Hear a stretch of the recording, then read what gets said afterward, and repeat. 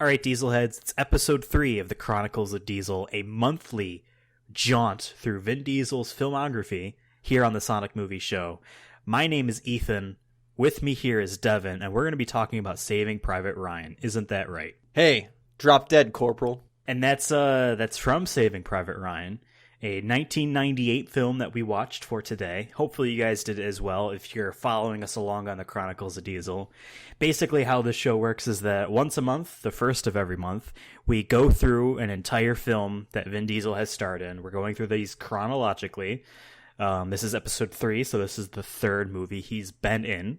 It's called Saving Private Ryan. Obviously you'd know that by now. Fourth movie, because we did a double dipper. You're right. Third episode, fourth movie. And yeah, basically that's just what we do here. So this is like a Vin Diesel history podcast.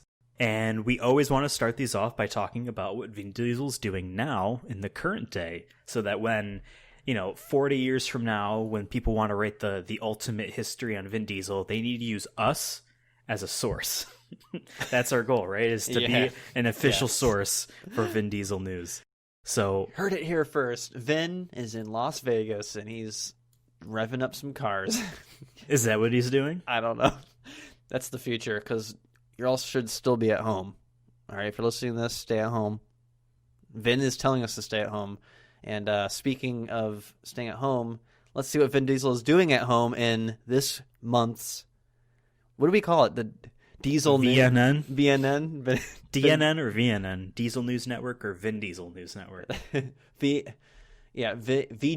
I like that one. It sounds like BDSM. VDNN. Hey, I'm into it.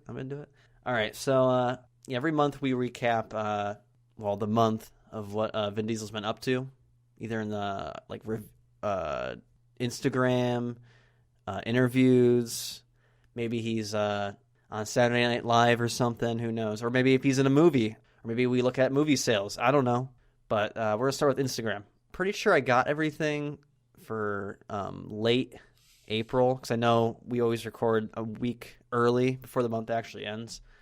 The only thing I saw in here that we didn't get, I think, we got this one. Oh yeah, did you? So the first one that really I see is I'm going to send this to you because you need to see this for context. Okay. On May 3rd, he sent this. Hopefully you can see it without logging in.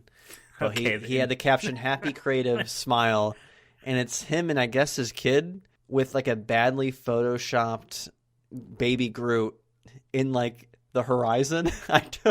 And he just wrote "Happy Creative," and I'm like, huh. He really likes to show his fan art on here. What day did this come out on Earth Day? This is May 3rd, so Earth Day was April 22nd. Okay. He had that video. He had that video where he wished everyone a happy Earth Day. That's right. Who could have forgotten? Me. He's actually done a lot of videos this month, so I had to actually listen. I could just see with my eyes and read. On Cinco de Mayo, he wished everyone a very happy Toretto Tuesday, and also wished everyone a happy Cinco de Mayo. And he said, respect one another no matter what during this time, with coronavirus going out, be respectful of one another. And I'm like, I appreciate that message. And he says it's one of his favorite holidays. And I'm like, cool. And then I think 3 days later, he just posted a picture of Fast 9, just a Dom state of mind, classic caption. Always got to have that Dom state of mind. May 10th, he wished everyone a happy Mother's Day. So if you forgot, maybe text your mom. She's probably pissed. I think it's too late now. It's almost 11 days later. But he said how great moms are and that you should love them and wish them happy Mother's Day. The classic. Then he posted this weird video. Remember that Lego version of his Fast and Furious Mustang there that came out? Yeah. So he's I contemplated buying. He is recording the box of it, and there's some video and dialogue happening. I listened to it and it just sounded like a bunch of random people talking. I don't know, but he was I failed as a reporter somewhere. there, but yeah, I was just I don't know what that was, but cool. Thanks, Vin. Then on May 14th is another fan edit, some fan art here. At this time, it's his one shoot he did where the most recent one where he did for Bloodshot, where he's coming out of the water. So he's all wet. Kind of looks like milk though in this photo. It's him like in a desert. I don't know. It's weird. He's coming out of sand. Yeah, and then there's the Rock next to him, flexing, and he says, "As always, your fan art inspires." Inspires what? I don't know, but I'm inspired now. Maybe me and you should go flex in the desert, and then take a photo. Maybe that's what he wants. No one wants to to see me flex though. May 15th, he uses the hashtag Furian Friday, which I'm guessing is something to do with Chronicles of Riddick, because he did mention earlier, I forgot to actually say that he was getting the script for Chronicles of Riddick 4 soon. And then in this one, he's reacting to it being like, dude, this script is amazing. I'm so excited. He actually said he forgot that he's actually going to be in it. What? I think he was just saying how the story captured him. And he has confirmed that David Twohy, which is the writer, I believe, of the first 3, wrote this one as well. And he says that David Twohy wrote a good script. So, wow, well, get hyped, Chronicles of Diesel or Chronicles of Riddick fans, and Chronicles of Diesel fans, because we have another episode in 4 years. Yep, confirmed. Then he posted another fan art. This one's better than the other ones, I think. And I've noticed they all have a watermark that says "Loving Vin Diesel." I might have to do more research and come back to you on that, just to see how big this fan page is, and see if I don't know, maybe we can do like some reconnaissance and see what the Vin Diesel fans are thinking right now. Yeah. And he just used a black heart emoji and a camera emoji, and it's a picture of him from Xander Cage. It says "The Return of Xander Cage, XXX," and it has him holding a skateboard behind his back, and he's like flexing his back muscles. I'm like, sick, cool. And then last one we have here is May 17th. Talks about Cuba, and then he uses the hashtag Creative Sunday. Happy Creative Sunday. He's a creative, all right, not a creator. It's like the general theme is that he thinks of himself as a creative, as a thespian, Thesbian. Which is just basically someone in films without saying actor. I would love to be a thespian. Maybe Vin Diesel will hear this and get me in his next Chronicles of Riddick film. I would love to be an extra. All right, I'm open. Open for I want to be like shot from afar. Oh, that'd be so far. cool. Like, Yeah. let's say like there's, I haven't seen any of the Chronicles of Riddick movies, so I'm speaking on a turn here, I'm sure. But like, let's just say 20 dudes are rushing at Riddick, and he's on a machine gun and he fires at all of them. I want to be one of those guys, like in the back, but like I get shot. Like, you don't need to be like the main focus of the frame, but like I can be blurred out in the background. I just want to know that I'm back there. yeah, you just want to point Vin Diesel point put a out bullet to in your my family, head. be like, "That's me. Vin Diesel killed me. Vin Diesel killed me." Yeah. That'd be cool. All right, we're gonna stop the movie now. Yeah. Because my part's over. And the only other news I got for Vin here is, so we talked about, I don't know if it was on Chronicles of Diesel or Bloodshot or SMS Bloodshot review. I don't remember exactly, but we're talking about, will we ever get numbers for how good Bloodshot is doing Right. digitally? Right. So because the only information we have is how it did in the box office before everything closed.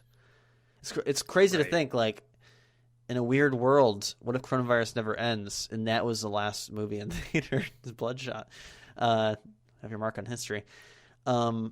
But according to, I found a source here called DEG, Digital Entertainment Group, and they supposedly, they don't give the exact numbers, but they have rankings of top 10 Blu-ray and DVD rentals.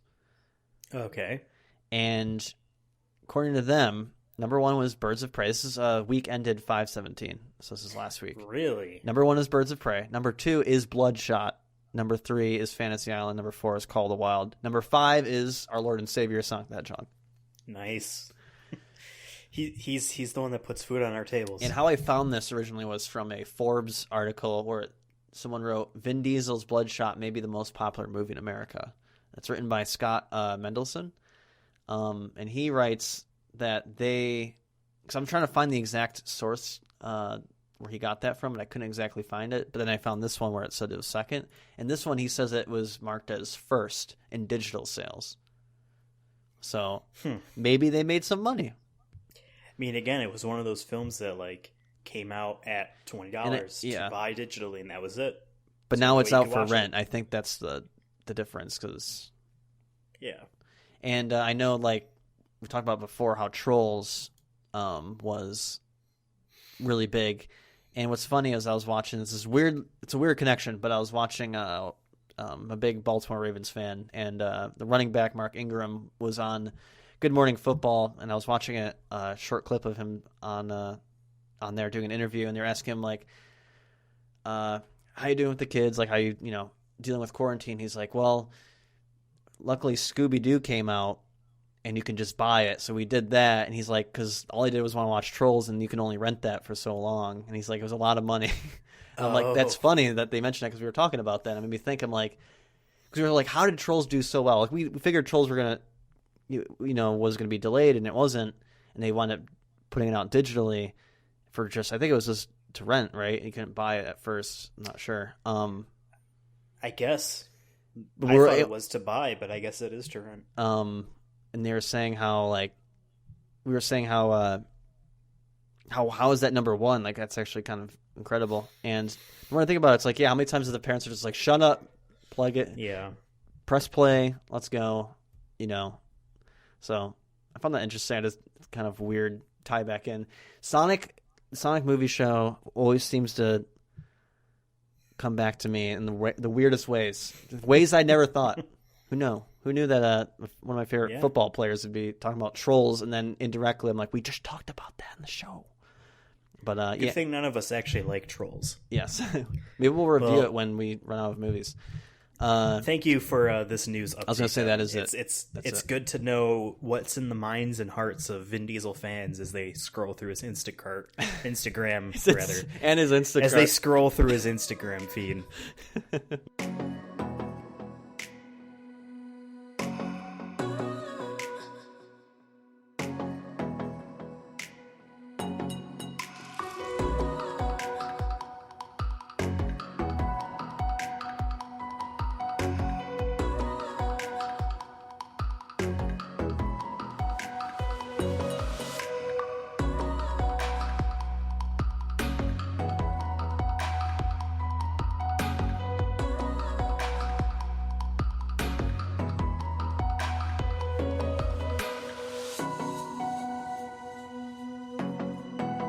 Let's go back in time now to the year of 1998, all right? Good year. So Good year. This episode of the Chronicles of Diesel, to me, feels best like the end of a trilogy. All three of these, our history with Vin Diesel is pretty much just this one piece of news, one piece of history, that he went to the Cannes Film Festival, showed off a project of his, caught the eye of Steven Spielberg, and he casted him in the role of a character in Saving Private Ryan. So this is pretty much what we have been saying for the past few episodes now. So it's the first this chapter. Is kind of like the culmination of it all, accumulation. Cultivation? Accumulation. It's one of those words that I read far more than I hear. So. Yeah, I feel you. Yeah, so that's basically it. Like a lot of the actors in this film were typecasted based off, I think you can be this type of person. Here you are. Spielberg saw Vin Diesel and said, you can be this kind of character in this film. So I guess let's just jump into it. So basically, I didn't say this at the beginning of the episode, but we spoil the movie that we're talking about. I mean, this movie's been out for a while, and I know we've talked about it before, you're one of the few people I've ever met who hasn't seen this film, like, going in. Like, right. Once I remembered that Vin Diesel's in it and we're going to cover it, I'm like, yes, I actually want to watch this movie again because it's fantastic, in my opinion. And I had it on DVD already, or my dad had it on DVD. I took it. I had the special edition, by the way. I forgot to mention that to you off air. That I don't know if it's anything different. So if you say something, what the runtime was? I think it was 154 minutes. No, sorry, 2 hours. 2 hours and 49 minutes is how long my version was. Mine was 2 hours and 54. Oh, so maybe it has a couple extra minutes in there. I rented off Amazon Prime the 4K HD version of this, and it's beautiful. It is beautiful. They did a really good job on that. Was yours full remaster screen or there. because 4K isn't it? Because mine was technically widescreen. Yeah, widescreen, Okay. 16 by 9. I should know because I know sometimes they still blow it up. No. All right, so let's get into it. With a budget of $70 million, Which is insane.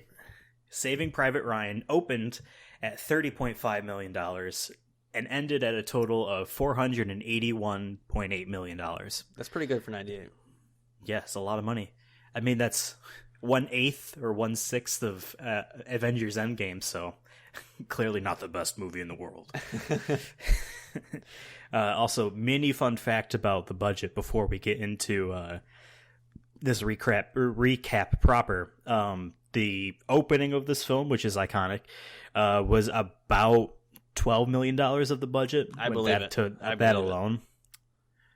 I remember hearing about how they actually had like veterans who fought during then to like watch it and say like, is this anything close? You know what I mean? They're like, yeah, that's probably the closest they've ever seen. So yeah, definitely an iconic shot. Super well done. But go ahead, do your recap because I know it's a slight skip ahead, but not too much.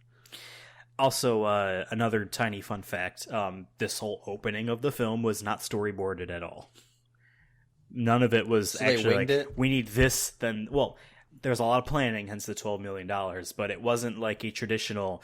We need you to be facing this direction, and you know what I mean. And then this happens, so then you react this way, and then this like storyboarding obviously involves drawing out essentially the key frames you want before you actually start filming it. And Spielberg didn't want to do that for this opening. So, are you ready for Saving Private Ryan? Born ready. All right, let's begin. After a silent treatment of the Paramount Pictures intro, we see an American flag. Hell An yeah, old brother. man, followed by his family that keeps themselves a few paces back, walk through Arlington National Cemetery.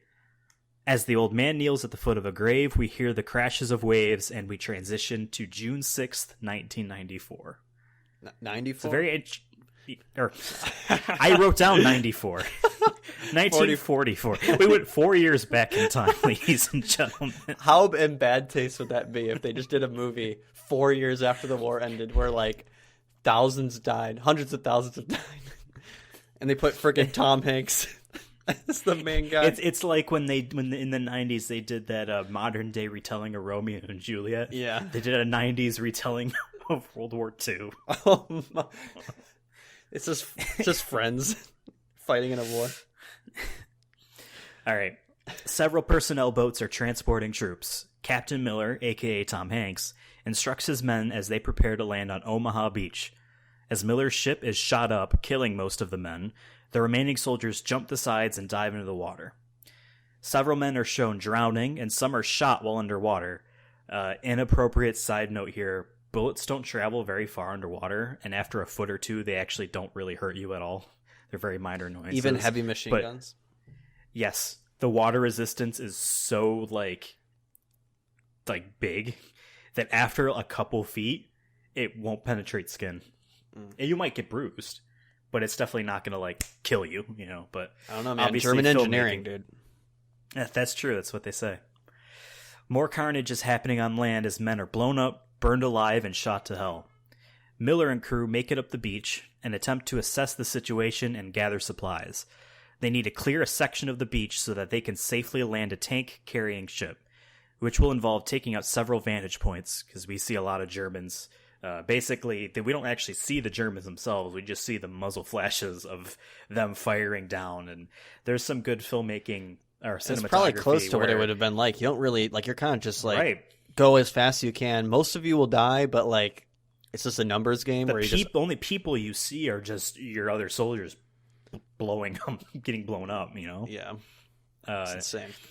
At the 20-minute and 54-second mark, we see Vin Diesel laying cover fire. It's at a scene where they're trying to sneak up to a vantage point, and Captain Miller is basically doing cover fire so that one person can run up, you know, or they're waiting for one of the Germans to run out of ammo in his magazine, so he has to reload. That's the time to run up, right? Vin Diesel is briefly shown It took me a second to realize it was him because there was so much movement, and then I see him, and I'm like, oh shit, Vin, how you doing, man? There's other actors too that are from the main party of 8 that are on the boat with Tom Hanks, and I just didn't notice it until I've seen like stills while researching this film. When they first like, oh, it's this, oh, it's when that. they first when you first are on the boat there, they show like a quick pan of every person. And like I think that's like their but way. You don't know who's important. Yeah, you know but like mean? You realize later, like, oh, they were showing each main character of the crew. What's the term? I call them a party throughout this recap. So a patrol. No, it's not a patrol. Unit. Finally, at a vantage point, the party flames it out, and troops are now able to neutralize more of the Germans. Vin Diesel is here again, and he points out a Hitler Youth knife he finds. That was my backup quote. If I couldn't get another one, that would be like, "Look, a Hitler Youth knife." Yeah. And he hands it to Private Milish, and so he takes this is obviously more personal to him than it might be to the other soldiers. Miller at one point here is able to call in the tanks. We get a long shot of the bloody beach that ends on a dead soldier whose pack says Ryan S. After this 30-minute scene, we finally get to our next scene. So this whole thing is 30 minutes long. Is it 30 minutes? Consistent, yes. Because I was going to say... I paused. It took me 5.5 hours to watch this movie because I kept pausing to write this stuff down. It was 30 minutes. Pause. I'm a very pace person. I can't be able to tell you how the pace feels of a movie. I ever pause it. Even if I get a drink, I'm sprinting. I'm sprinting to the kitchen. You know what I mean? But I want to say I've seen this movie at least 10 times. Just want to make that clear. And I will say it's one of my favorite openings in all movies, but especially for war movies. I've seen war movies where it's super slow build up and it's kind of it's fine. Like Apocalypse Now is super slow and there's less action. There's more of just here's them, getting to the jungle, and I've also seen movies where they're in boot camp for 45 minutes. The first act is in boot camp. And I'm not saying well, Spielberg initially penned this film as an adventure movie, but after talking to World War veterans, he realized that would be very inappropriate. So yeah, that's the way it is. I mean, in my opinion, this whole opening, while I might go away and be like, man, this movie's almost 3 hours long. Maybe they could trim this down. Regardless of whether or not I fully think that idea, this is super important to lay down the gravity of the situation moving forward. The whole morale, or the whole moral really is multiple people versus the life of one man. And we can't really get the side of, well, fuck no, it's not worth it, without seeing this big beginning, right? Yeah, and I was going to just say, though, overall, I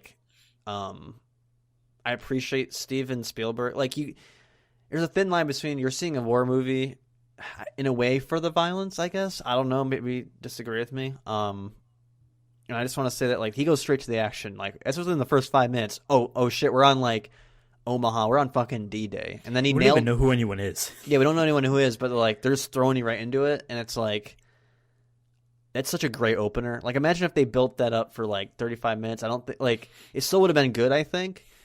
But there's something about how he did. I don't know how exactly how he did it, but it's just so fucking good to me. Just from flashback to just boom, we're right there. We don't need any you don't need to tell them what they were like in boot camp or anything like that. We're going to show that later on. And usually I feel like they don't introduce army men or who they are in the war, but they do in this movie. And I think that's what makes us different than other war movies, in my opinion. But we'll keep moving on here. But definitely one of my favorite scenes. And actually, my first girlfriend, watched this. It's iconic. My first girlfriend and I watched this movie once back in the day. And she was laughing during the whole D-Day scene. And that should have been the first red flag. Well, it is weird. There are certain points where, are we supposed to find this brief moment funny?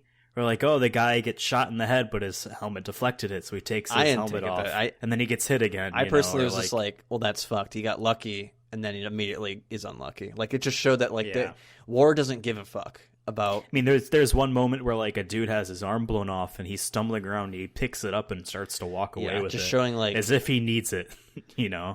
It's it is war messes so you disorienting. Up. War messes you up. You know, there's different types of people in war too. People who are like, oh, this isn't my first rodeo, but it's also life and death. Don't you forget that. It's not a fucking game. And for other people that are like, I didn't sign up for this, but I'm here because I got drafted. You know what I mean? I'm 18 years old. I'm scared shitless, you know, and I just feel like it captures all that real quickly. Not real quickly because he says 30 minutes, but it doesn't feel like 30 minutes. It's nonstop. It's brutal. Yeah, it does not feel like 30 minutes. It feels like maybe 10. Let's move on. So now we're in an office where telegrams are written to family members of killed in action soldiers. There are a lot of people here seemingly writing the same types of letters over and over again. One of the writers is shocked at a file she has, and it's brought to the attention of Colonel Bryce, who's played by Bryan Cranston. Which I totally forgot he was in this, by the way. I was like, oh shit. There's a lot of people where I'm like, oh, yeah.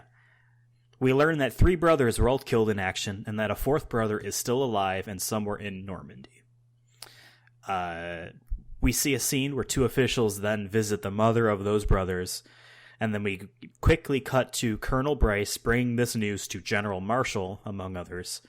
There is an argument over whether or not to even search for Private Ryan, but it's stopped when General Marshall reads a letter from Abraham Lincoln to the mother of a soldier about this exact type of situation. I felt that was pretty powerful. I did look up history on this, just in general, to see how true this is, and it is something that the military started doing, especially in World War II, to boost morale, because you didn't want to seem like, oh, everything I have is, everyone I know is dead, or like all my kids are dead. You know what I mean? You want a hero to come home. You know, you can't have exactly. And I want to say that one shot with them coming to go tell the mother was really, really good too. I just love that. Well, because you only see it from her perspective. Yeah, but they also have no dialogue. It ends before it begins. You know what I mean? But the lead up is all that's needed to show it. Exactly. Because you know what it's going to be like. All right. Back on Omaha Beach, Captain Miller reports to Lieutenant Colonel Anderson about several operations that him and his men have done in the past 3 days since they've landed. Anderson then gives Miller the assignment to save Private Ryan. As Miller briefs his assignment to another man, we see Vin Diesel and we learn that his name is Private Caparzo. And for the first few instances of me writing this man's name, I thought it was Caprizo. I thought it was Carpazzo. And then I heard it again. I'm like, it is Caparzo. I watch all these films with captions on because I need to make sure I'm hearing everything correctly for these notes. It's Caparzo. They say Caparzo, but for a second I'm like, is it Caprizo? Miller finds Corporal Upham, a French and German translator, who will be going on this mission, but Upham has not seen any combat. We get another shot of the beach. This time it is clear of the blood, and we see massive ships and troop carriers. And this was one of those moments where, like, I feel like a lot of the budget went into moments like this where, you know, it like there is the beginnings of CG and stuff. Beginnings. That they might have implemented some of this kind of stuff for a backdrop, but still, I feel like even this used a giant matte background, a matte painting background, and it was just extremely detailed. Like, I was looking, I'm like, some of those blimps do feel like they are flat in the background. I think this is just a really expensive matte painting. Not saying like that a really expensive one. You shouldn't have watched it in 4K, but I feel like that is sometimes the negative parts of 4K, is that it makes stuff like that look shittier, in my opinion. Like, especially like I've seen movies with like a lot of makeup, like horror movies. There's a lot of makeup on, you know, people's lots of porn on my 4K TV, and you can just tell it's more fake that way. Not saying you shouldn't or that's wrong or anything, but like I've noticed that like on my version, I was watching on DVD from probably like 2005, I don't know, and like I know that one scene you're talking about, and I'm like, I was trying to look too, and I'm like, damn, that still looks fucking good. I'm not saying it looked bad at all. Yeah. I'm impressed by how expensive I feel like that whole scene cost.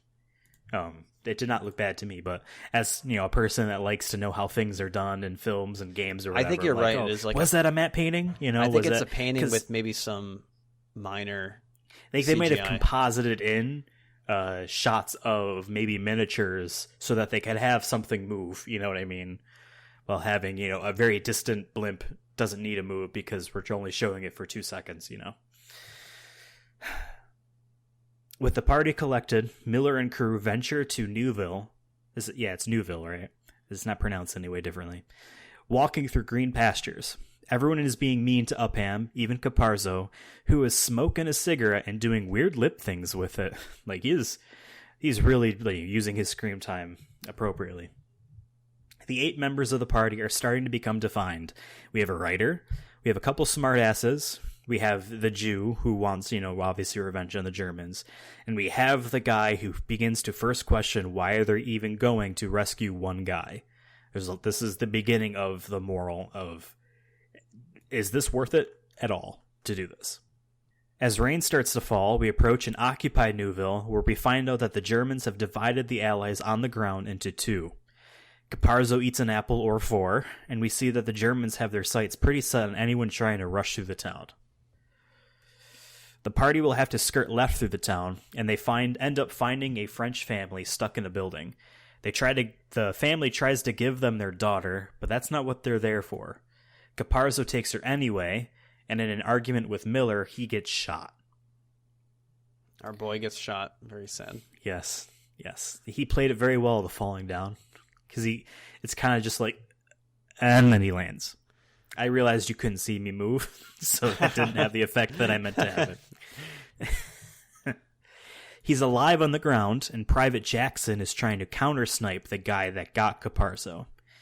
Caparzo pulls out a letter that he wrote to his dad, begging Private Wade to send it for him. Medic Wade, not Private Wade. Jackson gets the sniper, but Caparzo is dead. And this is why we don't do the decent thing. That's kind of a line that's brought up a little bit, because Caparzo has said the decent thing to do would be to rescue this girl.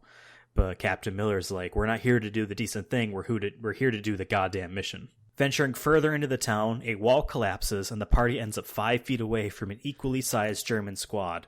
The Germans all die, and Sergeant Hill takes off his helmet, and I realize he's played by Paul Giamatti.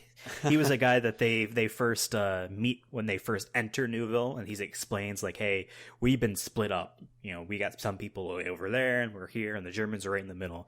I didn't realize he was played by Paul Giamatti, and I'm like, that's why his voice sounds the way it does. I'm like, oh, yeah. I think that scene is cool, too. It's like scary and funny at the same time, where it's just like, oh shit, it was a blunder. Like right there. It was a blunder that leads into they're right there. Yeah, I would actually, part of me wishes that was not the way the scene was planned to go, but then they accidentally knocked the wall over so that they ad-libbed it. Yeah, that's not, obviously it was written that way, but it'd be funny if it wasn't, because a scene later on was ad-libbed. They were rescued by Captain Hamill's team, played by Ted Danson. Hamill is asked if he has Private James Ryan still, and he does. Calling him up, the party all watches him, and you can see on their faces that they don't believe this mission to be worth it.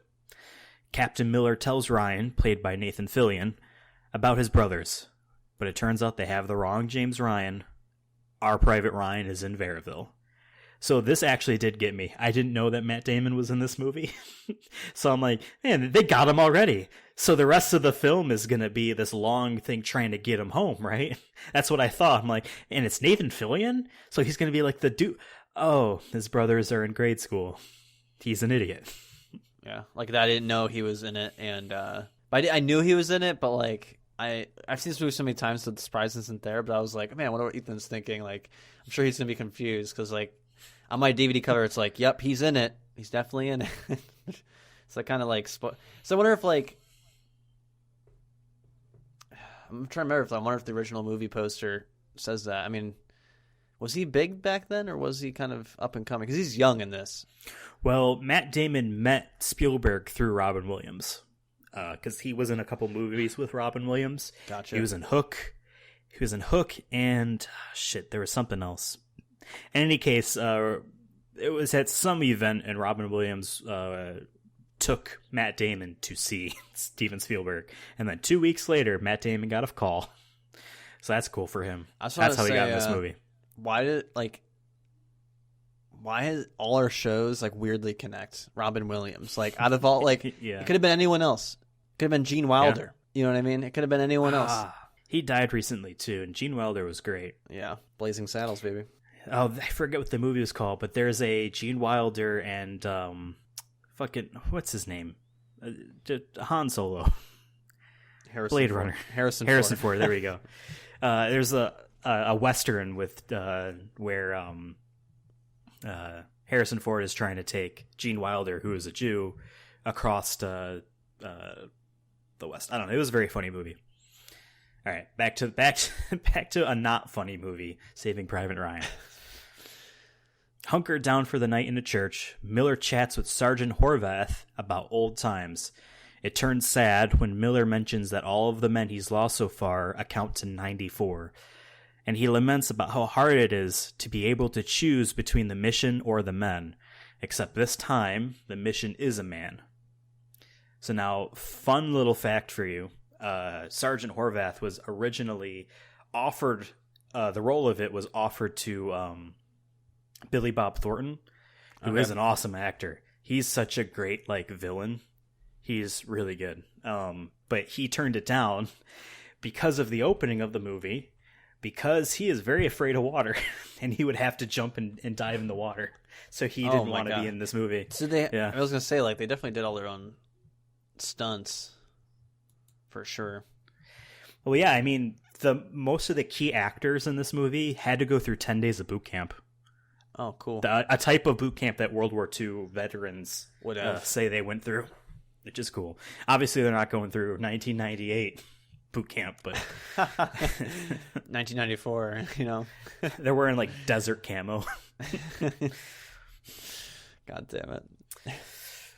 The other men all talk about their mothers, while Upham connects a bit with Miller, and it's actually a bit funny there.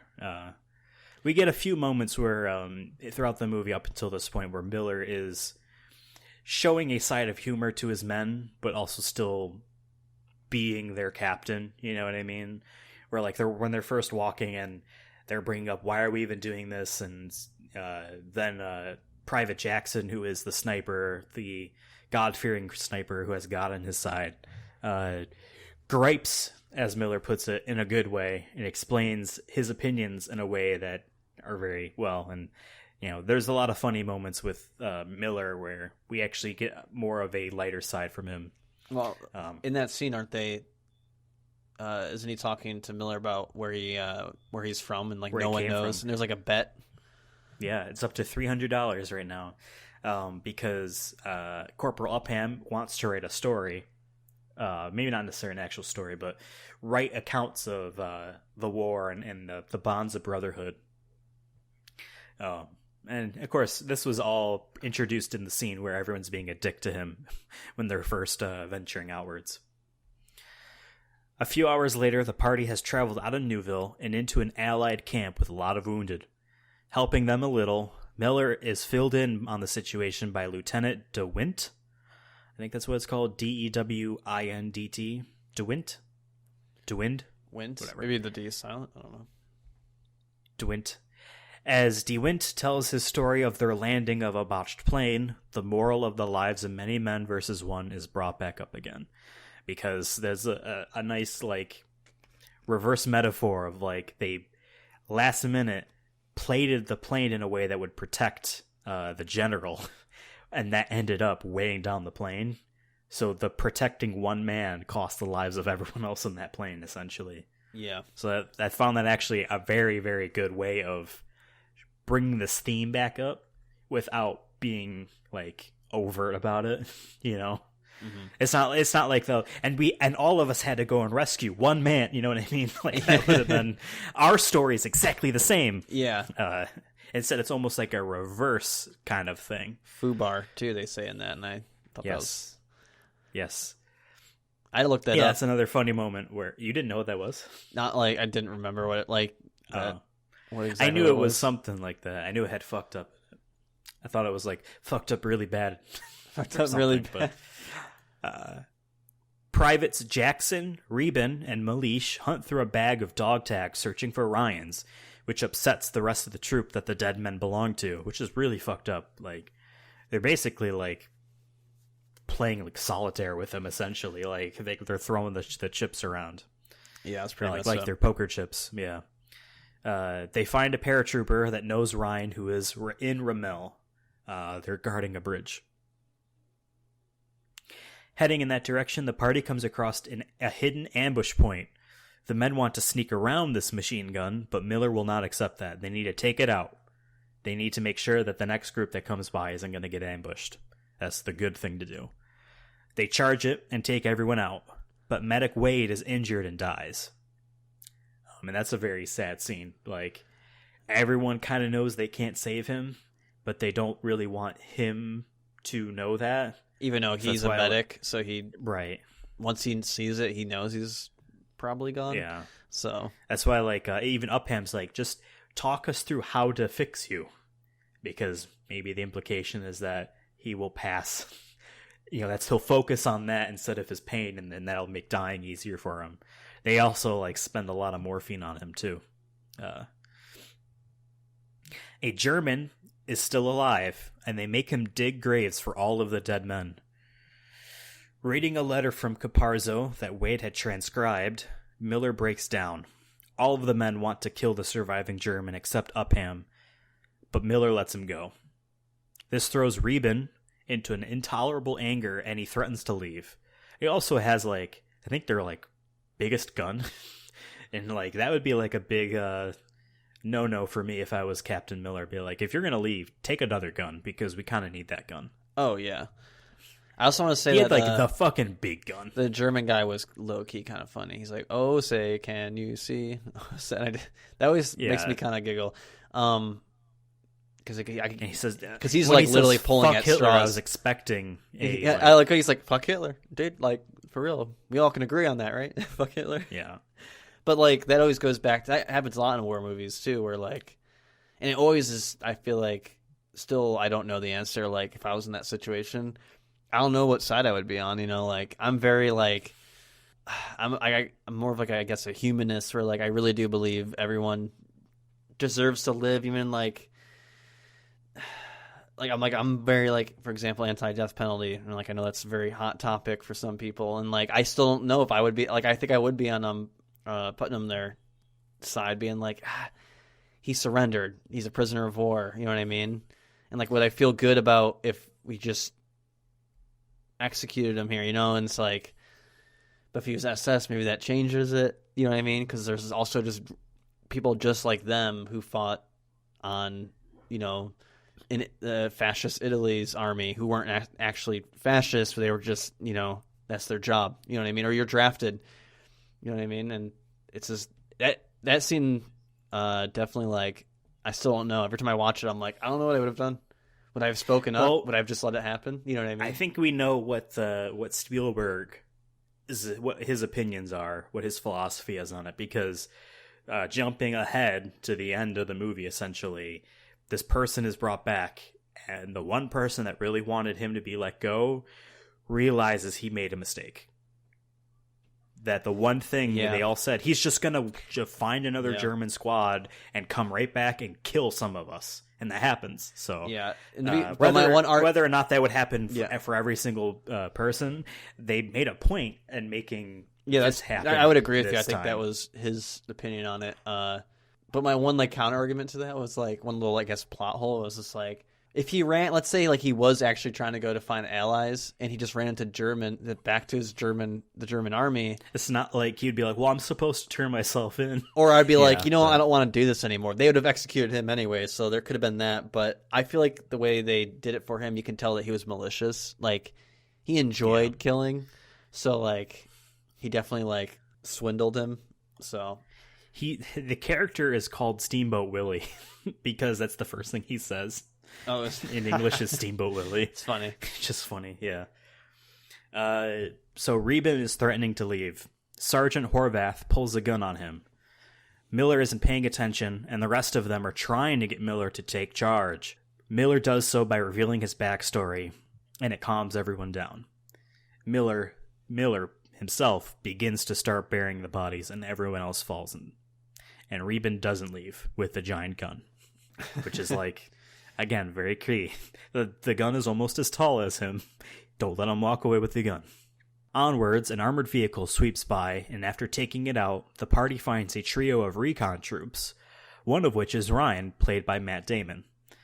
After a bit of backstory on these new men's situation, Miller tells Ryan about his brothers. Ryan takes the news okay, but he refuses to leave. The small amount of men left at that bridge are all that remains of their outfit. I think this was a pretty powerful scene. And honestly, like, if that had happened to you, what would your response be? Like, I mean, it would be shame. I'm very because like you get to get out. You know what I mean? I'm a little selfish, I think, sometimes when it comes to stuff like that. I mean, I'm a pussy. I would have taken it, but I would have felt. It really depends. I mean, ashamed. I think, yeah, like, but how much of it is because of our upbringing, or like, if we were, 18 years old, just thrown into this, and you're just trained to be a machine, you know what I mean? And duty is the first thing that should always be, number one for you. You should never be selfish. It's not even like being a team player. It's just like you're dying for your country, and like I think that's where he's at. You know what I mean? And like at the same time, I feel like that is his decision to make, and not his mother or the government. I feel like if anything, he's saying he's willing to do the ultimate sacrifice, which is die in battle. You know what I mean? Fight for his country. And if he feels like that's what's rewarding to him, then do your thing, man. You know what I mean? But if he was like all about like, yeah, I never wanted to be in this war, I think then he probably would have been on the like, yeah, let's leave. Fuck this. Yeah. You know what I mean? They get the bridge. They get the bridge. We don't get the confirmation, I think, at all in this movie that Ryan or his brothers either got drafted or chose. I'm pretty sure that they were volunteers that's the impression I got, that they would have, but because there doesn't straight up say, because there was the photo when of the mom, that one scene when they come back to tell the mom in like the side there was photos of all the brothers there, and like they're all happy. Also in her house has like a banner with 4 stars, and I'm like, oh, that probably represents the 4 brothers. Yeah. Just like, to me, I'm like, they maybe are their military family, or like they all 4 of them, like when they were younger, be like, we're all going to join the military together. You know what I mean? Because back then, you got to remember too, in the 40s, even though like America was pretty anti-involvement in international affairs, like there still was this mindset of like, it was super not, I don't know if cool, but just like honorable to be like, yeah, I will fight for our country because my father did. Because you remember how many wars there was before World War II. I mean, yeah, we have wars afterwards, but not in not in the same total war as World War I was, or the Civil War. Because I remember even like their fathers could have potentially fought in the Civil War. You know what I mean? And did the right thing. It was definitely I think after World War II, people became much more anti-war because of how awful it was. Yeah, I mean, World War I was awful too. I think World War II just was still a buildup. It wasn't really finished. And then I think after World War II, and I think the nuclear bomb had something to do with it. But that's a whole. My history major is coming out, so I'll finish that by just saying, like, you gotta remember the time period. I feel like more people probably rather. I don't know how true that is, I guess, but I feel like more people would have been less mad about being drafted, I think, than if they were drafted. Especially that they got attacked by, Japanese in Pearl Harbor. So right. It's attack on me. I mean, 9/11, like in our time, in our lives. Remember, after 9/11, it's America. Like, yeah, we have to go fight back against the terrorists. Yep. So, patriotism. That's what we were all told. All right. Miller decides that they'll have to make a stand here at this bridge. The plan is simple. Force the incoming tanks and men down a narrow path and take them out. They can blow the treads off the tanks, and they can just pick off the Germans pretty easily. Open prey, kind of. With only in one way in and one way out. I got the impression in that scene, too, that like they had a plan, but they also were like, there's probably a good chance we're not going to all survive this either. Like, we're probably outnumbered. If we're lucky, this is the best case scenario. Which has got to be so scary, dude. Like, you just know. Oh, man, I can't. Yeah. That's what, like, war movies definitely put you in, like, man, that's, like, this is an insane concept to think about. Like, the worst that we have to think about the next day is, like, man, what if there's traffic on the way to work, So.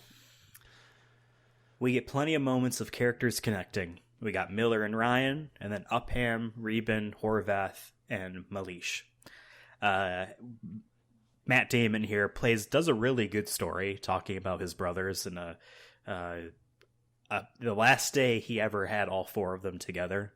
All of that was ad-libbed, apparently, and it was just kept in the cut.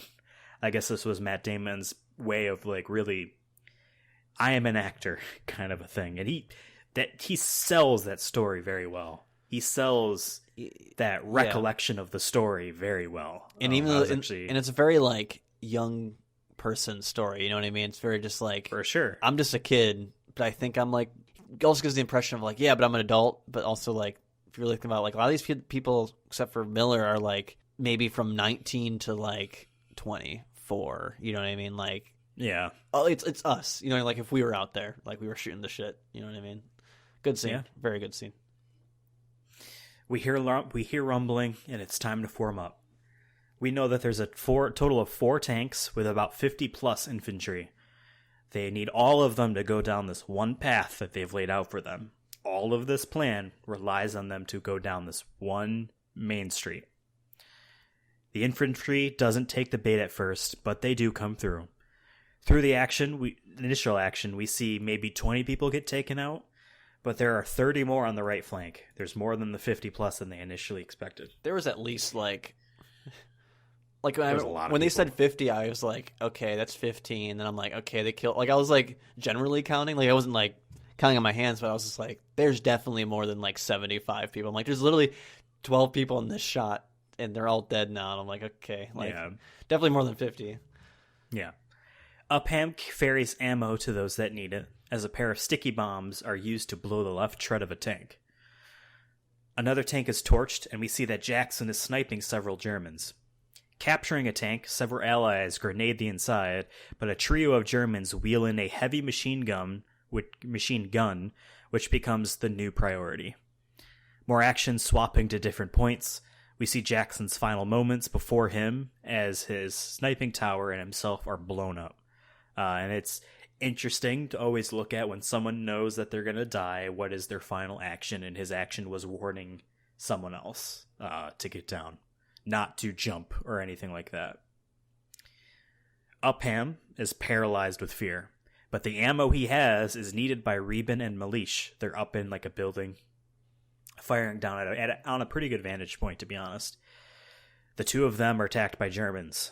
Both are dead as Upham walks up the stairs very slowly, and Upham ends up letting the killer go. This is probably one of the most powerful scenes, in my opinion, of this whole movie. Basically, like, I think it's Reben, I think, is the one that gets shot, like, in the throat initially. So he's just bleeding out. As they're fighting with a knife. Malish and a German are fighting with a knife, and I've had dreams about this sort of thing where, like, you're losing, Malish is losing, he knows, like, the knife is going closer and closer to his chest, so he just says, no, hold on, let's stop, just real quick, let's stop, you know what I mean? Like, no. And he gets stabbed very slowly through the heart. And then the German slowly walks down the stairs past a very frightened Upham, and that honestly has to be, we see how this character ends up in this movie alive and going on throughout his life. I feel like that would probably be the most haunting image. It's one of those things where I'm pretty sure he'll think about that moment every day in his life. Because if he had the opportunity, if he went up, he had a gun. Yeah, or he could have like been there earlier and warned them, because he saw that they were coming in, and then he just froze, you know what I mean? But at the same time, do you blame him? Because he definitely... I don't blame him, but again, it's going to be one of those things where, like, for the rest of his life... You let him die. I feel like there could have been... I know the movie was about Ryan, but I kind of want to know more about, like... Because at the end of the movie, that's, like, one critique with this film, is that, like, he's like, I lived, and I killed the guy that I let go, and like you kind of just don't talk about him again. I'm just like, I want kind of like a more resolution to that, maybe. Did he write his story, you know? I actually thought that's how the movie would end, with just like, here's the cover of the book or something, you know? But c'est la vie. The remaining allies head for the building that's designated as their last stand. They plan to blow the bridge, but the Germans are rushing after them. Several members of the party are already dead, including Horvath.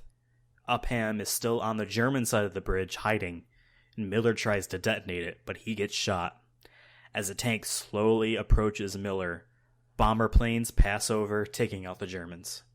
This was... wow. Like, it was a bit interesting to me that they didn't prep the detonator beforehand. Like, well, I think he did have it, but then the tank shot the. But they have to run the wire over. Oh, they show him running the wire across like the foot of the bridge. But like, even then, they were waiting. They didn't for, want to blow the bridge. I get that they didn't yeah. want to, but still, you know what I mean? Just in case. Yeah. And there's just like the futile moment where he is just firing his pistol at the tank. He's just like the whole movie he was very like selfless. Like he never ever thought about himself first, and like in just that, even in that moment, like he knows he's done for, and he's just like, I'm just gonna keep trying. I know this is probably not gonna work, but he's like, what if? Almost like you're just reacting at that point. He's just trying his best to just do the mission, which is, what is the mission? Don't let him cross the bridge. And he's just firing all his last shots, you know what I mean? And I just thought them like, you can't say that he wasn't still doing his mission. Exactly. So, and then like I remember when I first saw this movie, being like, oh shit, like they're gonna lose, like there's how? And then all of a sudden like the tank blows up from the airplanes, and I'm like, damn, that's so fucking good. Like just barely, like just in the nick of time, but also not in time because everyone's dead. So it wasn't like a win-win. It was just like a survival, you know what I mean? It was a win because both missions were a success. Ryan's squad's mission was to keep that bridge from being taken by the Germans, because they basically, if that whole river was taken, they could easily pass boats through. But if they have control over the bridges, they can't, have boats pass. So that mission was a success, and they saved Private Ryan. Well, yeah, so I'm saying the mission was a success, but like at a men's standpoint, right? I think everyone but who's left alive at the end. It's Upham, yeah, Ryan, and I think like one of the two extra people we really didn't see. I think Malish and Reben died by the German with the knife. Jackson and someone else were in the tower. That's 4. 5 is Upham. There wasn't many left then. Yeah, I'm trying. 6 is Miller, and we know that Caparzo and Wade both died, and they were the other 2 people, because there was 8 people in the party. That's right. And they did add a couple people and lose a couple people through like, well, we're at this town. Now we have Paul Giamatti with us, but then we leave the town. Paul Giamatti's Those are like separate coming. units that they were running into, yeah. Exactly.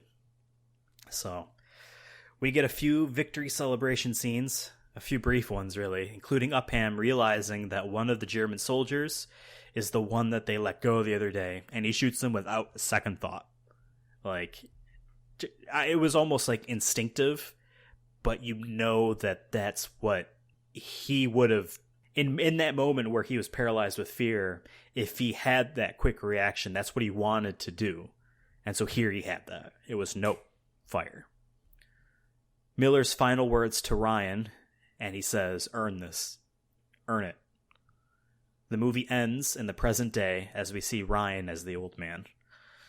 Did you know Private Ryan? Were you did you know that was him or no?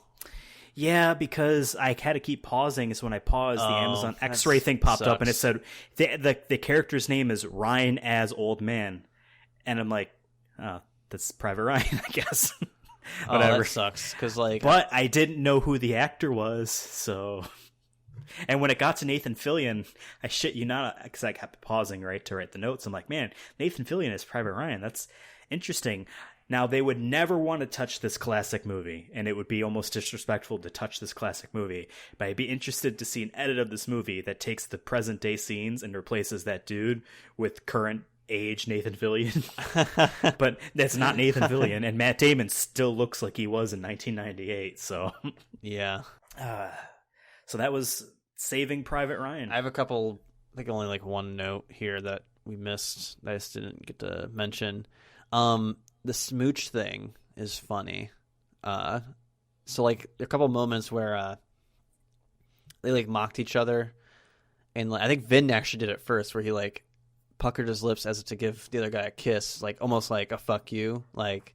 And they did it again, I think, during the church scene. One of them said something, one of them like laughed, and then just did the kiss thing. And I'm like, I don't know if that was in. I'm sure that wasn't in the script. That might have just been like, hey, let's just make this our like thing. You know what I mean? Like our little quirk that the team has. You know, an inside joke kind of thing that they didn't really only showed once or twice. And I'm just like, huh. When Vin was saving the girl, the reason he saved her was it looks like his niece, and he felt bad. And like, yeah. I'm trying to think of anything else here. Drop dead corporal. Those parents are very irresponsible. Just take our kid. I don't blame him, because you gotta remember that was their house. They're in shitty weather conditions. They probably have no food. The Germans are occupying it. This is the first safety they see, and that, if anything, I see that as them just trying to be like, save my kid, don't worry about us, because I've seen what the Germans can do. You know, they wiped us out in 3 weeks or whatever it was. For them, it was probably like a day. So I don't really say it's irresponsible, because I know that like that's how it was for a lot of people. Just you're just living day to day. You don't know what's next day's going to bring, whether it be no matter what side you were on. You know, this is a total war. I think this war had more civilian losses that World War One, I think, did. My grandma. I'm sure the Holocaust very much contributed to that. Yes. But I'm just saying, like, people who just live there. My grandma has told me stories because she lived in Berlin during the last couple of years of World War II. How they like lived basically in the bomb shelters, and that like their houses were just decimated, and like even if you. She said she remembers when there was a plane that like crashed right near their apartment and stuff. I actually got to go to Berlin and see where I didn't see the exact house, obviously, because they've rebuilt stuff. But like, she gave me like a map of like where the bomb shelter was and then where her house was, and it was like a good mile away. So I'm like, I can't imagine people running, you know, from that. But I was just thinking that scene to me, I guess, hit me more. I would disagree that it was irresponsible. I just think it's. Just them, like they need some sort. They're all scared, and the girl's scared, but the girl probably doesn't realize what's happening. She doesn't want to leave her parents, but the parents have seen World War One probably and know that like you don't know what the Germans are going to do. You know what I mean? And maybe there's at the time they would have known maybe about the Holocaust too. So I don't know. I like that scene, and I appreciate Vin. I probably would have been Vin in that situation, honestly. I think it would have been like, we gotta take her. We can't just leave her here. You know I'd be one of the silent people since we're in a large group that doesn't say anything, so that doesn't have to be... I definitely would be the... reflected on it. The guy who would just probably, like, say how I'm feeling too much, to the point where, like, I probably get, like, shit from the patrol leader or whatever. But like I get where he was. He definitely was playing the classic Vin Diesel having a heart. It reminds me of my niece is such a Vin Diesel type of line. It is. To say. It is. I got two more fun facts for you. Okay, hit me. First thing is that Omaha Beach, that whole beginning scene, was shot in Ireland. Okay. Spielberg really wanted... Nope, there are strict filming, strict filming restrictions, I guess, about Normandy Beach. So I understand did it in Ireland. That, I think I gotta understand that for sure. I mean, just same thing would be just like in like Auschwitz. You know what I mean? Like, don't do it here. You know, it's not like for fucking X-Men they went to Auschwitz and actually filmed the scene where the gates crumple by Magneto's powers. You know, like it's not what's gonna happen. But they're like, yeah, we love X-Men, big fan. That was shot on a beach in Ireland, and Spielberg really wanted to find a beach that actually looked like Normandy. He really wanted the same type of bluffs, the same like types of weather conditions due to, you know, the types of rock fixtures and whatnot. So they found one in Ireland. I didn't write down the name, but it's there. You can go there. Probably off the coast of that is the island from The Last Jedi. So that was also near Ireland. My final fun fact, is that this entire film, which was shot in a way that is not how a lot of movies are shot. Can you guess what it is? This is something that would make sense to someone that doesn't stop to think how movies are made. But this whole film was shot chronologically. Every scene was shot in the order that they are in the movie. The ending first, you know what I mean? And well, whatever's cheapest, you know what I mean? Oh, these characters are in the beginning of the movie and the end. Let's shot them all at once so that we can, send them home. I feel like they did it. That was a good way to doing it too, though. I feel like the movie flowed so well, and like the pacing was perfect. I know you paused it, so I don't know how much you could have. I don't think it negatively affected me at all. Okay, good. Because I was gonna say the pacing for 2 hours and 50 minutes, I was like, that was 3 hours. I've watched like Blade Runner 2049 feels long because it is long, and there's like a lot of dry shit thrown at you. But this movie is just like, it does a good amount of action. The dialogue is good. Like every single. It's the way it's constructed. Every single moment I feel like is worthwhile, and there was never any scenes that I'm like, oh, they could have cut this. Like everything, it just flowed so well. At least in my special edition. But yeah. Yeah, no, I mean, I feel like shooting a film chronologically seems obviously like it would be more expensive, but it feels to me like that would be the ideal way of doing it. Unless you're doing something weird with time travel or flashbacks or whatever. But, like, if you think about it, you have a group of actors going through the script. And as they're filming more and more, they are developing these characters more and more. And while it always seems to be that they have to, always keep an eye, what's this character about? What's their motivations? What's this and this? When they are filming things out of order, that they can, jump into the life of this person at the beginning of the movie and then at the end or whatever. But like to develop a character over time as the movie is being shot chronologically makes the movie better, in my opinion. It's more human. It's expensive, and I don't feel like it's ideal in terms of making a movie. Oh yeah. But it's one of those things that like I appreciate the idea of that a lot. It seems like Spielberg wanted to put these actors the closest he could to what the soldiers actually went through.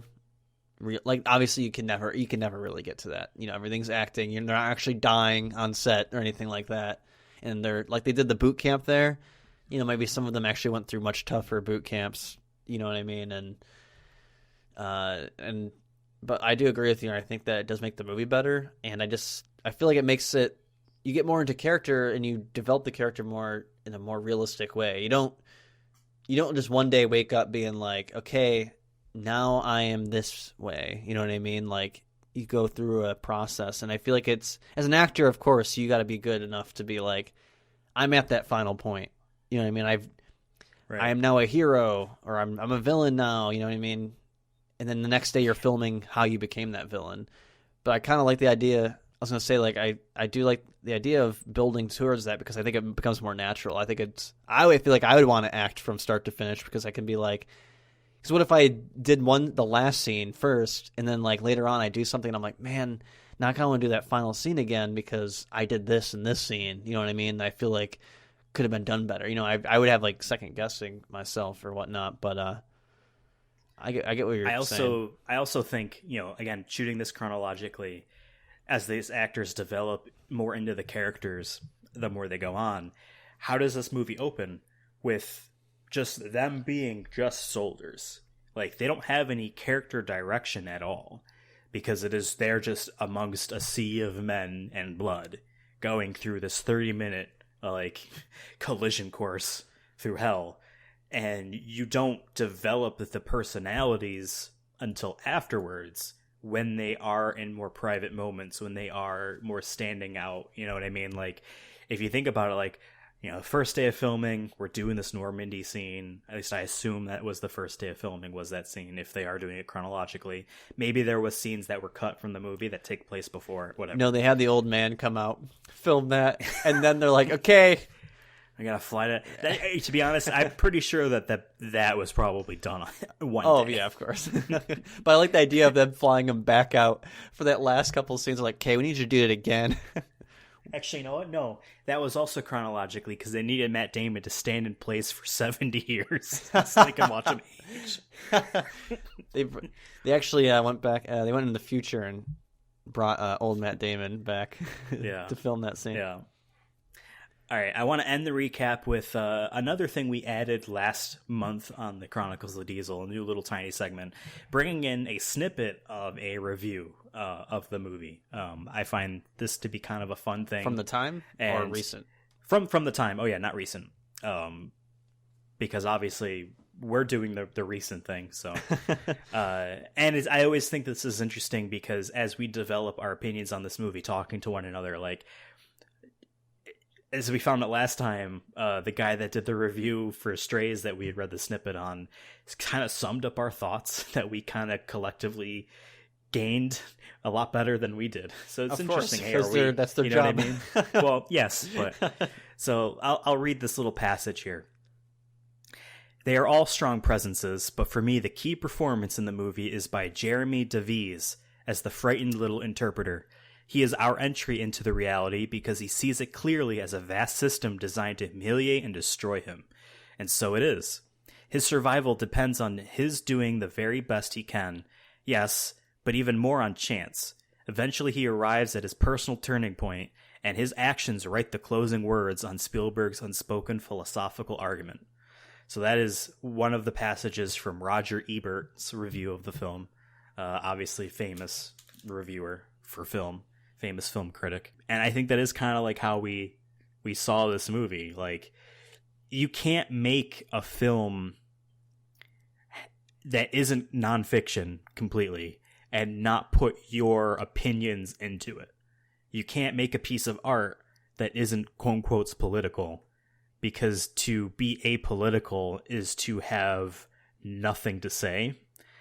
And I think we both agree that throughout this movie, when the morale of one man versus the lives of many, what does he think about it?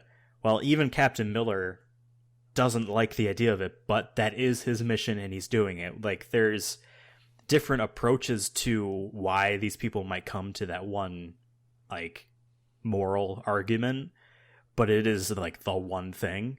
And I think Spielberg did a really good job in trying to do that. And as we talked about with Upham, like, when he saved that German, or when he let that German soldier go, did we think that was the right thing to do? Well, we don't think that Spielberg thinks that was the right thing to do. Yeah, I would agree with you. I disagree with him, I guess, but I forgot to mention, kind of relates, though, still, since I had the special edition, at the end of mine, movie. They do a bloopers reel. No. They have an interview with Steven, not an interview, a little outro with Steven Spielberg, and he's basically talking about how when doing this movie, how, like, he was impacted by the whole thing, and how, like, he tried to capture what it was like for these men to, you know, leave their homes and fight for their country. And he also talked about this one museum that was opening in New Orleans, how you can donate money to it. I tried looking up the website and I forgot, but there's a toll-free number as well I saw on there. I thought that was funny. So I feel like that kind of tells us a little bit too how he saw it. You know, what was his goal with this? He wanted to tell a story. Well, like I said, he initially sought out to write this as an adventure film, but it was only through lots and lots of discussion and interviews with actual veterans that he realized that was inappropriate. Like, his opinion on a war movie changed, I guess you could say, right? Yeah, I would say that. Like, and I mean, he definitely seemed like it too when in that post interview thing where he was, like I said, he was saying, you know, I learned that, like, why were these people fighting, and, like, how could you, you know, some of the things you've seen or some of the things that you might have done, you know, it was very hard for them, you know, hard for soldiers and whatnot. I mean, like, nowadays it's pretty commonplace to have the discussion of, like, should I serve my country? Does that feel right to me? I think the draft as what we're doing as a country, does that feel right to me? But like when we look at the golden era of American patriotism is fighting the Nazis, punching in the cartoon Nazi in the magazine or the newspaper cover. Like the idea is, no, everyone is super patriotic in doing it, but like it's good to kind of see that like even back then there was a why the hell would I want to be here? Yeah, but I do still feel what like the hell impact do I make? I do feel like he did capture though that I feel like it was more of a majority saying that like, no, if you don't serve your country, you're disrespectful. You don't know what your forefathers fought for. This is freedom. You don't want to be like Nazi Germany. You know what I mean? And I feel like granted, none of us are from the 1940s, but I've done a lot of history classes. I've read a lot of shit about World War II. It's definitely one of my favorite time periods to study, just because it is fascinating to see how the world changed. We're in the middle of a pandemic. The world has changed, or is currently changing, and I'm sure years from now we're going to look back and be like, man, we did this, or that. Why did we do that? Or what were people's mindsets back then? People are going to think about that hundreds of years from now when they look back at us, being like, man, I wonder what they were thinking, and I feel like he did capture from what I've read, what World War II is all about, that there was majority of people, were for the war. Maybe they didn't want to fight in it, but they were definitely for it. You had women on the forefront that they kind of showed with the whole typewriter scene there, where all the women are in that room writing letters that they're working still at home for the war effort, making sure people have real quick side updated note information. there. Yeah. Did you get the same impression I got from that scene, that like a lot of those letters were kind of copy pasted, that maybe they embellished a lot about? Oh, I mean, we don't know how Devin died, so we're just gonna kind of embellish it and send it to his because mother. It's the same format. Imagine over and over being again. like, okay, I'm gonna be like, your son died immediately when the doors opened on the hatch on Omaha Beach. On that beach, yeah. They want to be told they died a hero because there's nothing more patriotic than that. That goes back to just, that's a whole kind of propaganda. The morale thing that you were saying. No, Ethan, it can't be propaganda because it's freedom. There's no propaganda in America. But that boosting morale idea that you said. Oh, earlier, that's propaganda. like, yeah, 100%. Yeah. We don't call it propaganda though. Even some of my history classes, we don't call it that. I'm like, this is propaganda. Like, it's no different than what the Russians did during the Cold War to be like, capitalism is bad and democracy. Well, that's truth. That's not true. Democracy, it leads to this, and we did the same against them, but we just, whatever you like, you don't call propaganda, but that's a whole other story. Yes. But, yeah, they definitely were it's all canned stuff. And even Miller talks about it, I think, at one scene being like, I forgot what the context was. He's like, you just write. I write another letter to the family saying how much of a hero their son was. Even though it was my doing, basically, that led them to die. You know what I mean? It's probably when he's talking to Horvath in the church, because that's when they did the talk about like, he struggles with choosing between the mission or the man. But yeah, there's so much, like, this movie has so much to it that like it definitely, I think what makes good war movies different from bad war movies is that you should be asking these questions at the end, I feel like, or you should have either more respect. Like, I'm very anti-war, and I think like America has way too much involvement in political or geopolitical affairs or international affairs, but at the same time I have a lot of respect for people who do put their life on the line, whether they like it or not.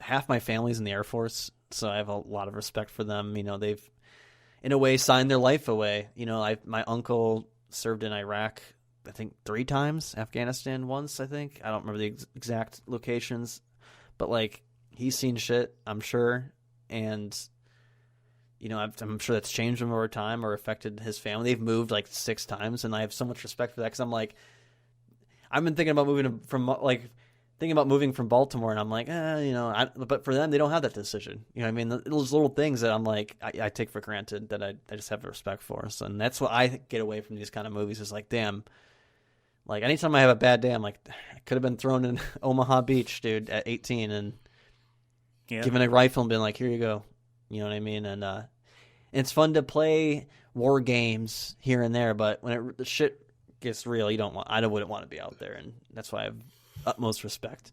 I'm sure there is a couple bad apples out there who are just, blood hungry or something, whatnot. Well, you can almost kind of see that with Private Jackson. He had a clear conscience. The movie makes a point of saying that out. And, well, I don't think he looked at this as a crusade on the Germans, but he definitely vendetta approached it differently than any of the other characters in that movie. Like, he was definitely one of those people that probably signed up, you know what I mean, for sure, to do it. I can see that. Yeah. But it just captures, I think, humans in general during conflict like this. I don't think we'll ever fight a war like that again, because this is the way technology is and whatnot. But it's just crazy. Yeah, I don't think we'll ever see another war where it's really just a numbers swarming thing of people. Yeah, there's too much technology. Like that D-Day, we won on that D-Day landing because we just had a lot of people. It was a numbers game. They knew they were. I've read a couple books about D-Day, and one of them I read a long time ago, so I'm probably misremembering some stuff. But it was about the Canadians. People always forget Canada fought in World War II, French Canadians, and that they were really huge in D-Day because they did a lot of the. So I remember correctly, what we saw is just the land invasion. The night before, they had really a couple. I don't think it was like 12 hours before or anything, but it was like super early in the morning, like 2 a.m. That they parachuted a lot of people out behind the enemy lines to kind of distract them and also just help flank the beaches there so they can get people landed. But from what I read too, a lot of them, people think that it didn't work, but they knew that they had to take a chance because they're lucky that Germany stopped attacking Britain during the Battle of Britain and started focusing on Russia. And they're like, this is the time to strike, There's already conflict in Africa, I believe, at the time. But this was there.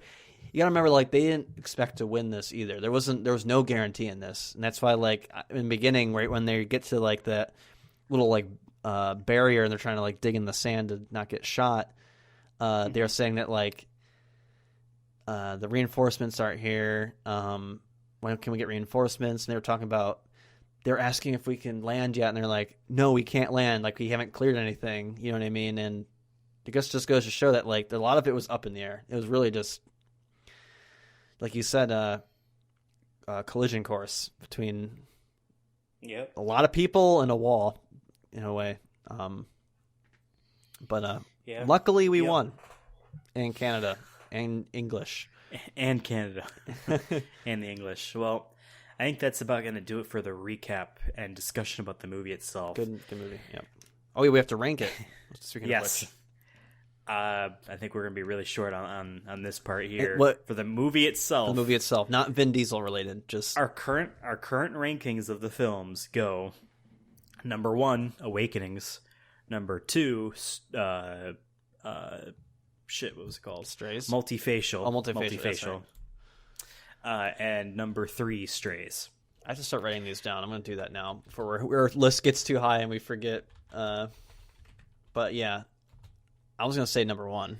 Yeah, it's not even. Yes, Awakenings was really good, but I put for me personally, Saving Private Ryan, I think is the best war movie. Period. It ripped off Star Wars Rogue One though, Diamond. And I would put it in out of all my movies, I don't have a top 25 list written down anywhere, but if I had to write it down, it's got to be in there somewhere. Hell, even top 10 maybe, I don't know. But yeah,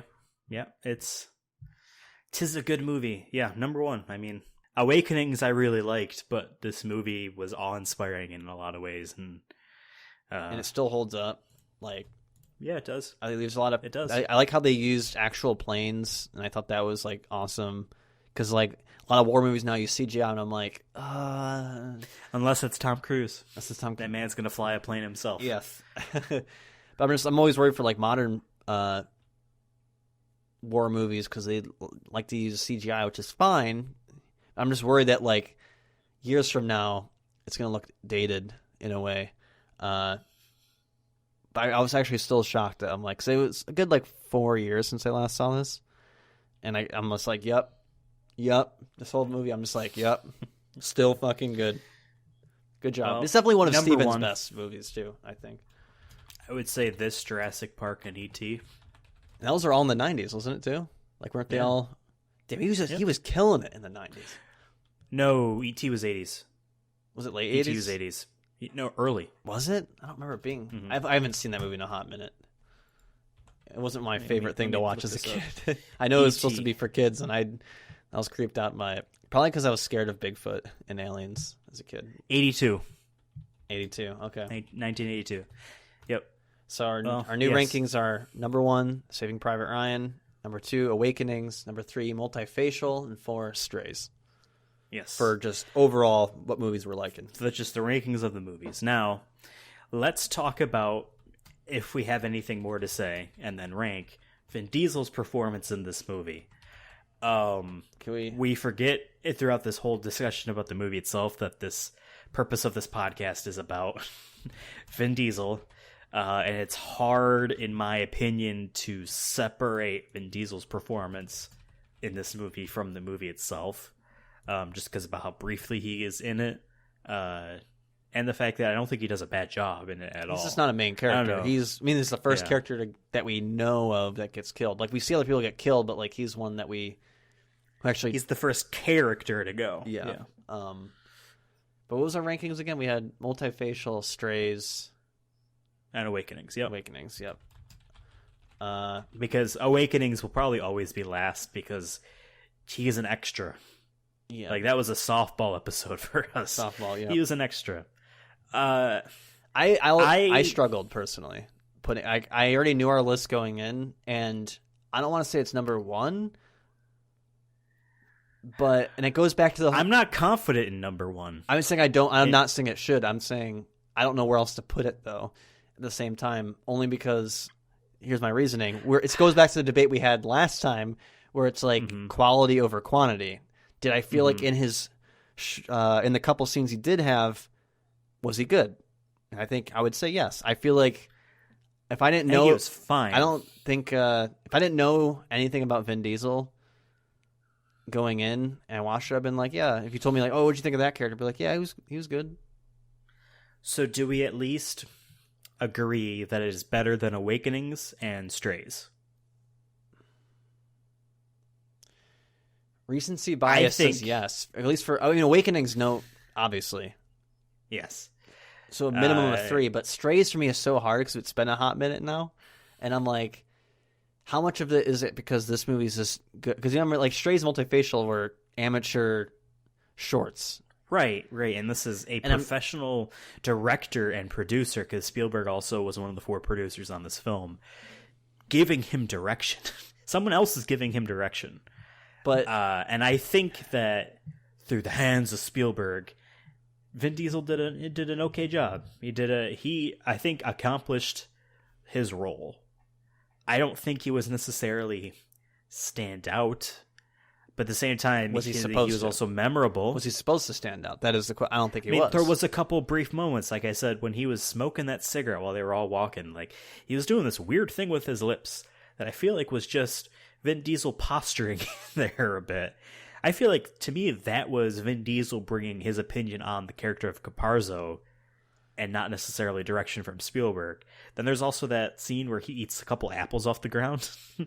And I feel like, that was probably told, hey, we want you to, because, hey, you're going to die really quickly. This is why we need Vin on the audience remember that you're here. This is why we need a Vin on the podcast, so he can tell us. He can clarify us. What was that in the script?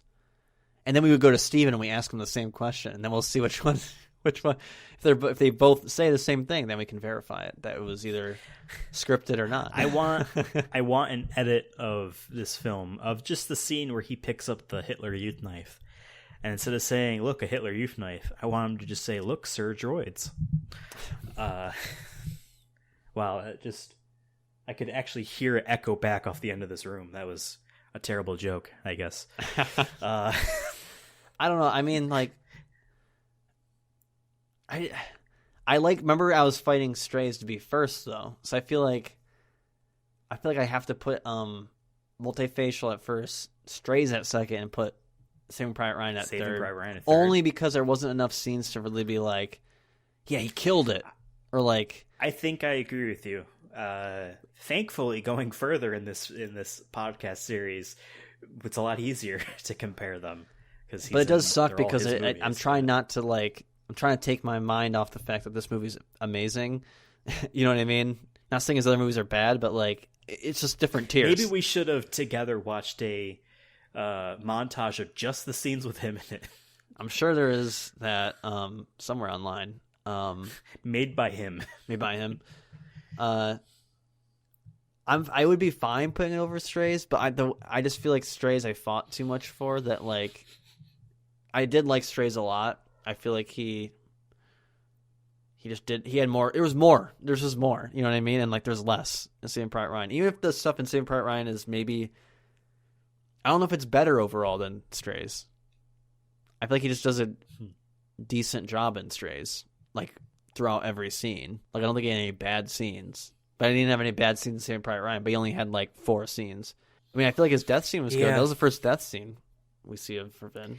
Yeah, you know what? That was pretty good with him just begging to have his request acknowledged. You know, like, they want him to stay put because they don't want him to get shot again because they want him to live. Obviously, he wants to live too, but he wants to have them bring his letter to his father. He's even asking, I got blood on it. Can you, like, write it again and send it to my dad?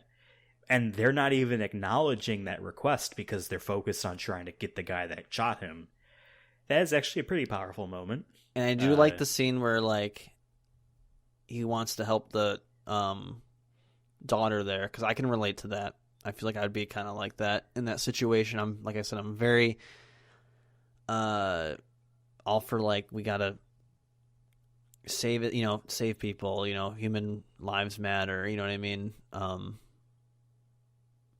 But how much was that? Once again, it goes back to, I wish we knew more about, like, maybe we should get the script next time, see if we can find scripts and try to see, like, what was written and what wasn't. You know what I mean? So I will say this, having watched these films with subtitles on, obviously I see the words, but oftentimes, like, well, not often really, but rarely does subtitles kind of key into audio things that aren't speaking, like sound effects and whatnot. And often when that happens, you can get a sense about what the filmmakers actually want to get across. Like, sometimes it might be up in the air of, like, oh, is this happening? Is it not? But then if the subtitles say the sound of of one of the two things, and you know that that's what they intend for the audience to experience. And I will say this one little part I skipped. Throughout this whole movie, Tom Hanks' character, Captain Miller, has, I thought, Parkinson's. It's like PTSD or shell shock. But yeah, that's the other perspective too, it's that, because when it's first shown, I thought, oh, this guy's nervous. But then he's taking charge, and that he's not nervous, but maybe he is still nervous, But regardless of what interpretation the handshaking is, there's a scene where all of the men are watching Captain Miller explain this battle plan with this map, and he's got this compass, and he's actually, I think it's saying where the river is, that this bridge that they're going to go find. Yeah, he had a compass. Private Ryan at. Yeah. And he's got the compass, and he's holding the compass in his shaky hand, and he's just talking. He's talking, and they're all kind of watching him, and they all, like, there's a kind of a silence, and he's kind of looking back at them, and you could be like, are they all thinking about this rattling compass, or are they just talking about thinking about the severity of what they're about to do? The subtitles say sound of compass rattling, so that no, this is about, like, that moment of them seeing that side of him. So I actually would like to see the script for some of these movies. Maybe we'll do that from now on. I don't know if it makes sense. Yeah, some of these notes come together at the 11th hour, but because it could have just been like Vin Diesel behind cover of fruit stands, smoking a joint of fruit stands. You know what I mean? Then he's just like, the middle battle. Maybe he's like, I'm gonna do this. One of the other actors is like, man, Diesel over there just ate an apple off the dirt. What the fuck is he doing? I'm making art. I'm trying to get my name out there. I think we should just leave it at third. I feel like there isn't enough to work. I'm not gonna fight you on it, because I do completely get what you're saying of like, Strays is a movie that he made and it's starring him, and it's, you know what I mean. I think Multifacial was a better attempt at that idea than Strays in terms of Vin Diesel's acting. But Saving Private Ryan, he is one small part of an ensemble cast. Yeah. And his impact and role doesn't mean too much. Like, yes, at the very end of the movie, well, I honestly no, it's when Private Ryan is refusing to leave, that they're like, 2 of our men fucking died to save your ass. You respect them by coming with us. And he asks what their names are. Caparzo and Wade are the 2 guys. So that's when he's brought back up again. But like, his impact doesn't really leave too much. And I think it's one of these things where like, the character is more memorable now that we know it's fucking Vin Diesel, aka Dominic Toretto, aka Riddick. Because I didn't really remember AKA it until Xander Cage. Recently, where I was like, "Oh yeah, that is Vin Diesel." Because he's definitely young in this, and he's not as huge as he is in like. I actually prefer this like skinnier Vin. I don't like Bloodshot Vin as much as I like when he's supposed to be the good guy. At least we both like Fate of the Furious because they made Vin Diesel be a bad guy in a way that works. Yeah. So then our Vin Diesel performance rankings are as follows. Number 1, Multifacial. Number 2, Strays. Number 3, Saving Private Ryan. And number 4, Awakenings. Going to be interesting going further now that we have movies that are about him, not made by him, so that there is a director's hand, maybe like Brad Bird's hand, directing his performances in the future. What's the next one? Iron Giant, right? Our next episode number 4, is going to feature The Iron Giant, an animated film from 1999, which is on a lot of streaming services, and I'm sure it's one of those movies that you probably know someone that owns it on DVD at least. Me. And another movie. That's me. I'm gonna stream it in 4K. If it's I'll mail possible. it to you. No, I'm good. We're doing both The Iron Giant, the animated movie, and a 2000s live-action movie called Boiler Room. And the reason why we're doing a 2-parter here is because Boiler Room, he has a small role in it, so we don't really have to look too much into Vin Diesel's performance. So Iron Giant is a seminal... You could have argued, I guess, that Saving Private Ryan, he has a small role in, but that movie's too good not to just talk about. So. Yeah. I'm just glad you saw it. I'm glad you finally saw it. I'm so happy. It's one of those movies where I probably would have seen it eventually, but like... You needed Vin Diesel. You needed Vin Diesel to see to see one of the best war movies ever. So both these films, The Iron Giant and Boiler Room, are on multiple streaming services, so you guys can find it and get prepared for July 1st for our 4th episode of the Chronicles of Diesel, a show that we do every month, as you are, I'm sure, super fans of and already know. But if you wanted to find other things that we do, the Chronicles of Diesel is part of a larger podcast series, franchise, or whatever, media conglomerate called The Sonic Movie Show, a Sonic News, movie news, Sonic movie news, sometimes game news, mostly film video news game podcasts reviews, that we do. Kind of, yeah. We're probably AMC do more versus of those. Universal beef news. Yes, exactly. And this is a special thing that we do once a month. But if you want to hear our voices weekly, you can just stick around because this is the same feed you're getting the Chronicles of Diesel from. So you can go ahead and find this podcast if you don't like the place you found it in on other podcast services like Spotify, iTunes, Google Play, I think. Google Stitcher. Hangouts. Yeah. Oh, yeah. Google shuts everything down. We'll have to figure out what's going to happen with our Google Play music feed. Is it going to Google or to YouTube Music? That's what I heard. So how's that going to work? Because what? we already have a YouTube channel with just audio, video things. I mean, to be honest, since we don't actually have to like check up on each feed and do anything to push the episodes forward, we could probably just set it and forget it. Just ignore it. Be like, whatever they do is whatever they do. We're on Google, I guess. If someone wants to listen to us through whatever Google service is in the future, by all means. But a non-Google service that you can speak to us directly is Twitter. You can follow the show there at Sonic Movie Show. You can follow me on Twitter at Ethan Absolutely. You can follow Devin on Twitter at CURSONA YouTube. And let us know what you thought about Saving Private Ryan. Do you agree with our rankings? I think you would, but who knows? Maybe you think Saving Awakenings Private Ryan is is better. the worst film I've ever seen out of this whole list. Yeah.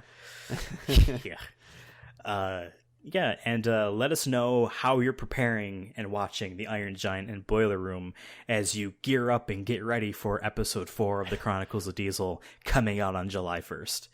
So I guess we'll see you in a month. Yeah, I just remembered that eventually we're going to have to do Groot. And that, like, now that, like, we just did the rankings for Vin, I'm just like, man, that's going to be so interesting. Where are you going to put that? That's episode 20, Devin. Is that a year from now?